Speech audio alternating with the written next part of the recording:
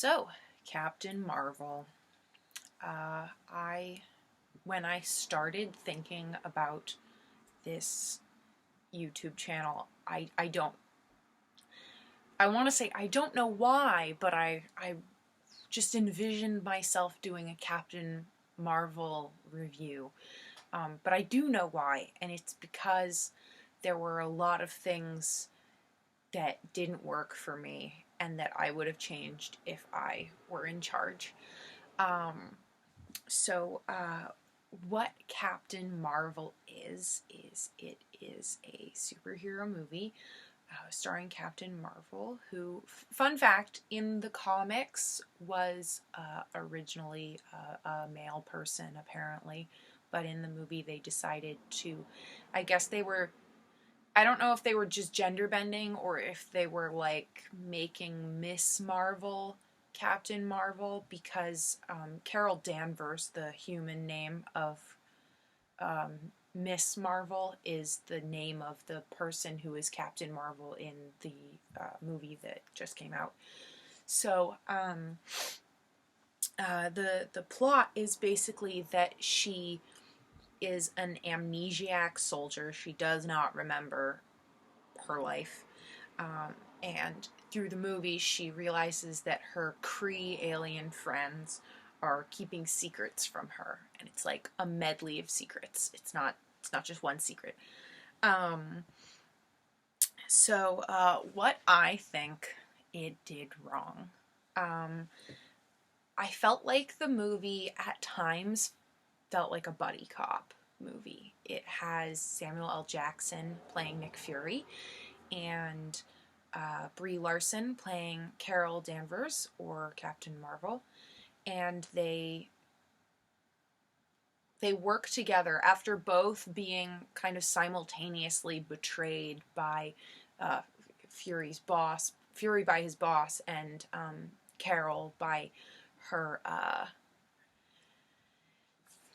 what do you call it? Not subordinate officer, her commanding officer. Um, they team up to fight against them and try to solve a mystery, which is cool. It's a cool vibe. I like disparate people teaming up to solve a mystery. There's also a cat, and the cat is great. The cat's name is Goose. Can't say enough good things about Goose. The whole movie should have just been Goose doing Goose things, and everyone being like, "Aw, Goose," because that's essentially what Nick Fury does for most of the movie.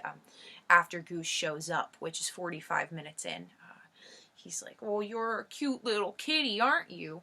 Which is funny. It's like a point of comedy because Fury's supposed to be, I suppose, a sort of not heartless, but like more emotionally refraining, kind of hard, tough guy. But he loves this cat. The problem was that this feels like a buddy cop movie, but there's no funny character.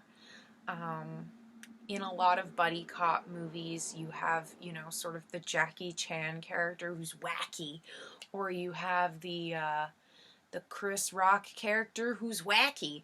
Or if you don't have a wacky character, you at least maybe have a character who is incompetent or way out of their league or gets into trouble frequently, and that provides a foil for the competent character.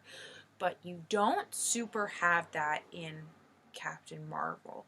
You have Carol Danvers, who can shoot photon blasts out of her hands.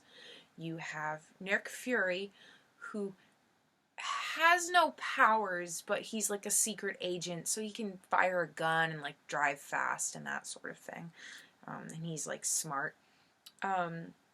You have Carol Danvers' friend Maria, who is a single mother Air Force pilot who is just cool. She's not superpowered. She's just cool. And then you have Goose, who's the best character of all. And I just think that if they had gone, all four of them, on a buddy cop adventure, and one of them had been, oh god, I forgot about Talos, or Talos, Talos. Talos is he's a Skrull, and Skrulls are aliens that can shapeshift in the Captain Marvel verse. And so he ends up teaming up with them to stop the Kree who just want to murder people. Yeah, I just think it would have been cool if they had all gone on a wacky adventure together. If more of the movie had been that. And if one of them had been the funny guy. Because the problem is that they're all kind of the straight man. In comedy, you have the funny person and you have the not funny person to go like, humph, like, I have to clean up all your messes. And they don't have that in this movie. They're all just the mess cleaning person, being very competent and like fighting their own battles. And is Goose the funny one? I don't know. Anyway, another problem I had was that I thought there were too many secrets. Carol Danvers has so much amnesia. In the movie, she doesn't know she's a human, and she doesn't know that she doesn't know that the Kree are actually evil, and their war against the Skrull is not justified at all. And it just seems like a lot, like, because she doesn't know who she is, and then she doesn't know what's happening, and then she doesn't know who she should trust, and it's just not a lot that she knows, and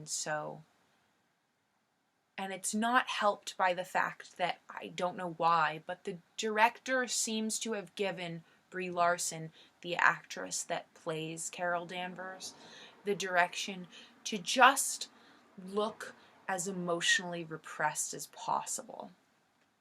I think this is because in the beginning you've got this like fight scene between her and her commander, and who's played by Jude Law. I forget his name because it's a Kree name and it's fancy.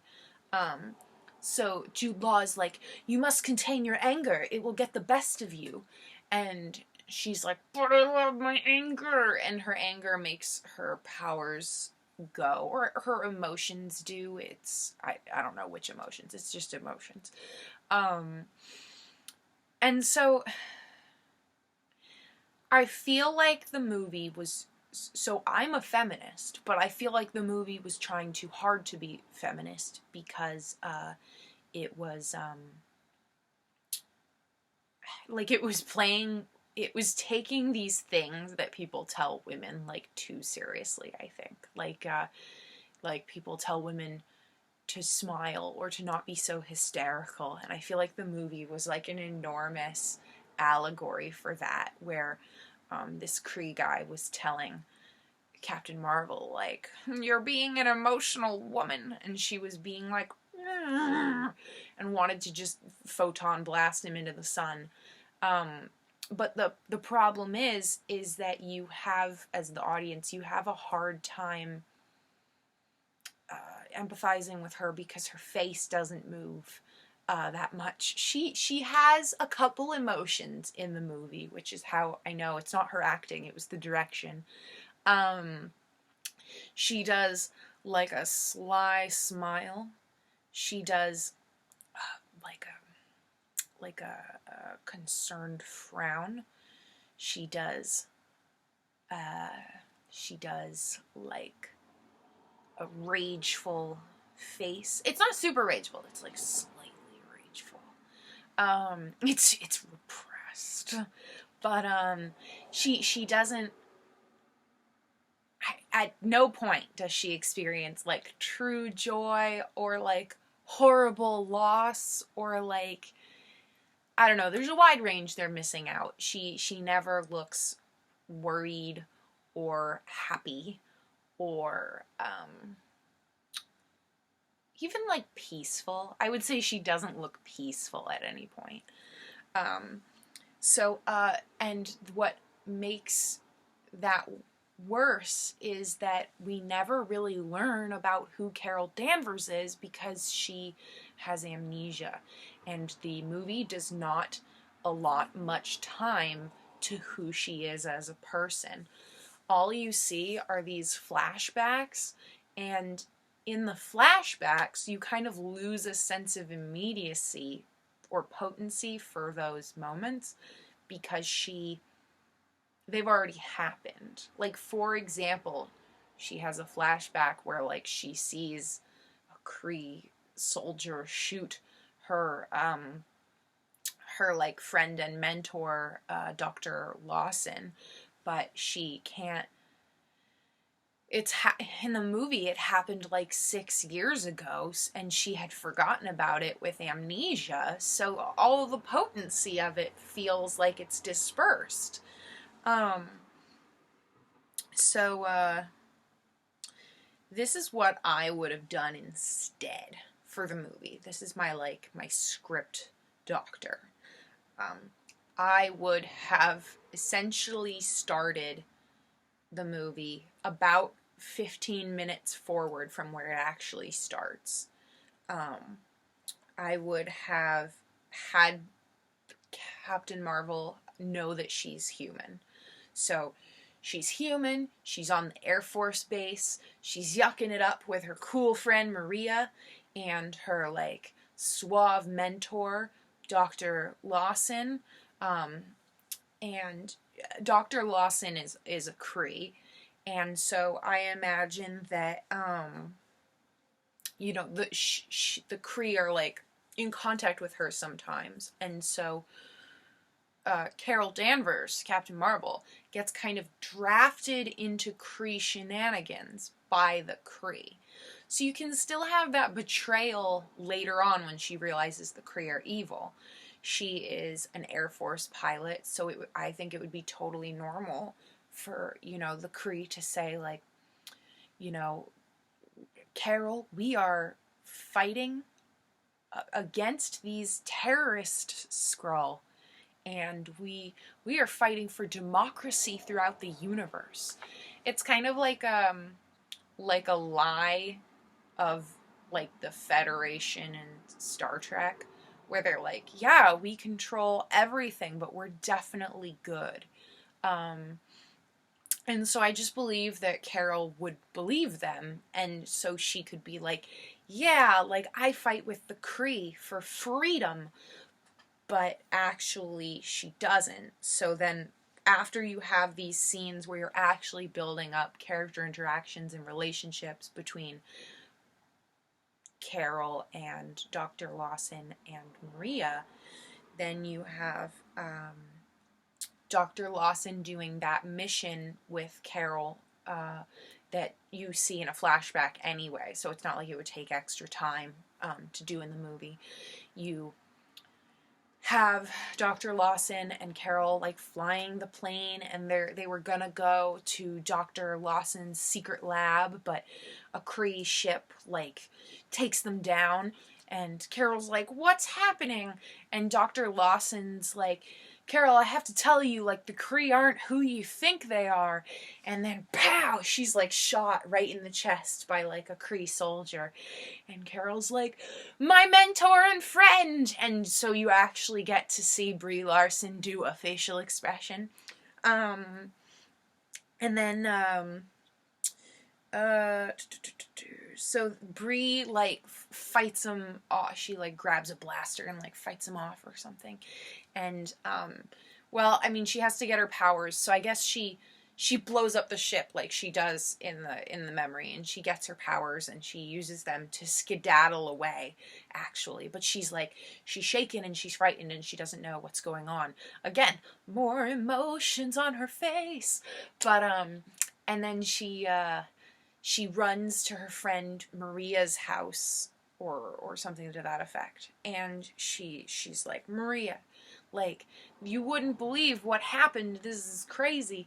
And when she's, like, I don't know, 20 minutes into, a few minutes into discussing what happened, there's, like, a knock on the door or whatever. And Oh, and so I feel like, they run into, there's the Kree are after them, and it's like scary.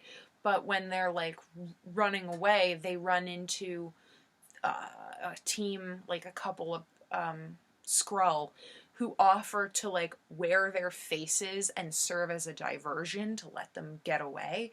And they're like, whoa, we like didn't expect the Skrull to be so helpful. I just definitely feel like Talos isn't helpful right away. He's kind of uh, bellicose. He's like, he wants to fight. He's wartimey. Um, and so it doesn't really lend him any,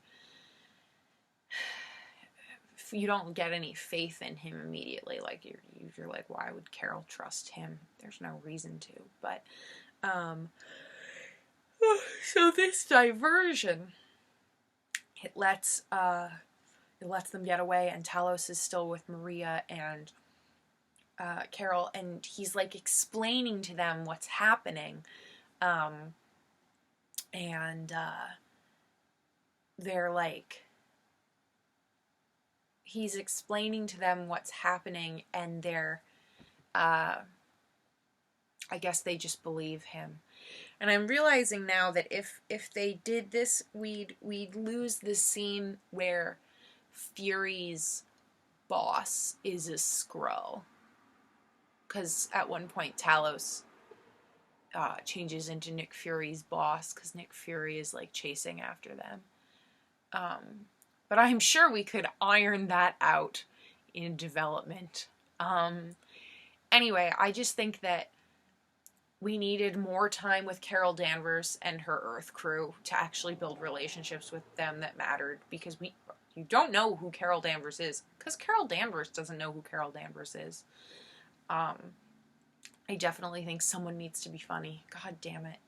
And I just think that we should spend less time hanging out with the Kree and more time on Earth, if that's going to be the focus of the whole movie. It was just a lot of it was a lot of revelations that didn't feel super revelatory, I felt like, when I was watching it. And I definitely, sorry, it's like after 9 p.m, so I'm apparently just dying. Anyway, more Goose, just 100 minutes of Goose and Samuel L. Jackson and Brie Larson actually making faces would have been better. Did I like this movie? I don't know. It's got two climaxes at the end, which is kind of weird to have one after the other. They've got this kind of big fight where Carol Danvers, they have this guy come, this space guy, I think his name's Ronan, and he's like intergalactic war prince. I don't know what his deal is. And he just comes with this like huge military arsenal, and I don't mean like a couple guns. I mean like he has like a fleet of ships. It was like Star Wars for a second. And it was kind of cool to have Captain Marvel. She literally just goes, she like blows up one of his ships and then goes like in front of his ship, and he goes like, "We shall turn around." And then they do. And that was cool, I guess. But after that, Carol gets to the real meat of her arc, which is that she faces down in, I guess, just a battle of will against her Kree commander. And he says, like, "Yes, put the light show away, Carol. We're just gonna do this, you and me. Keep your emotions in check, woman." And she's like, "Ha!" and like photon blasts him into like a rock face. And like, it was more funny than like that cathartic feeling you actually want to have.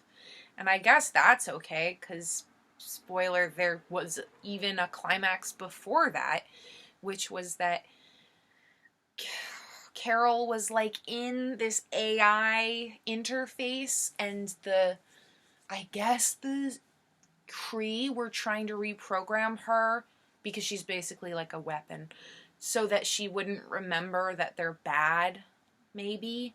And so, in like sort of a Divergent sort of way, um, like the movie Divergent, um, Carol's like in this AI interface, and she's like doing battle in her mind against the supreme intelligence, which is the Kree god leader.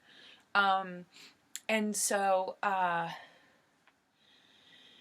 during that, she's just like, I'll use the power of my emotions to break free. And she has, yeah, so that's weird. Yeah, I felt like that was the most feminist moment of the film. I don't know. So, like, when I said earlier that I thought they were trying a little too hard to be feminist, it was because you already have two ladies who are, like, Air Force captains. Like, that's hard. They're already proving that they're, like, competent and equal. I mean, technically, no, it was in the 90s. Okay, yeah.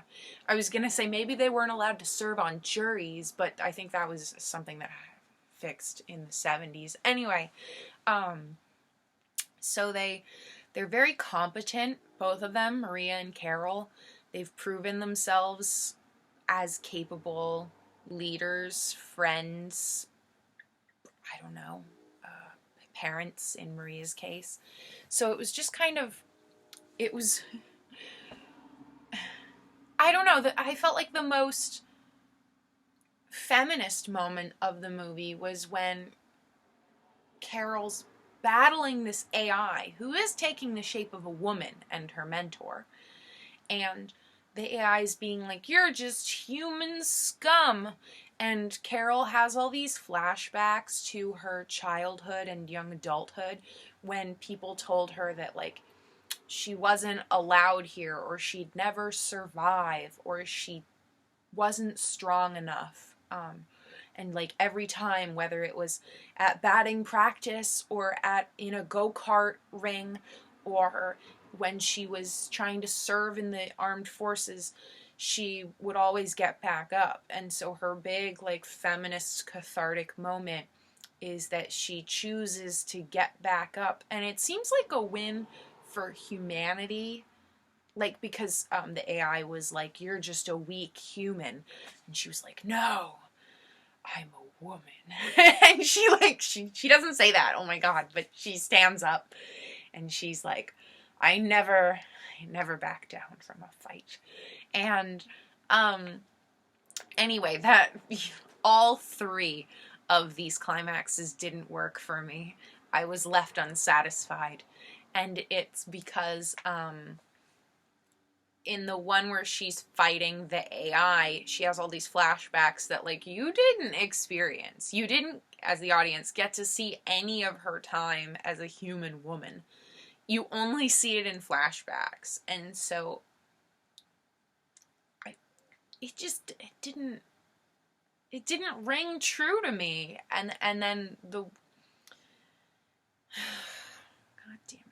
And then the one where she fights the interstellar warlord, Ronan, I think that's his name.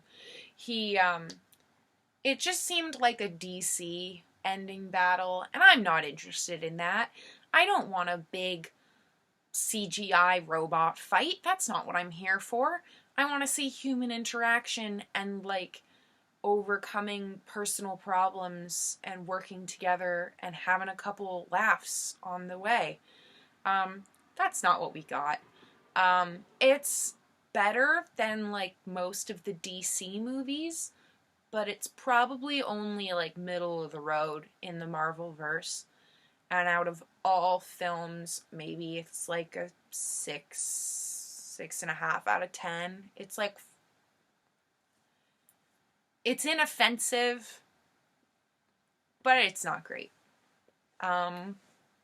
Yeah, you'd probably be better off just watching clips of Samuel L. Jackson pet a cat.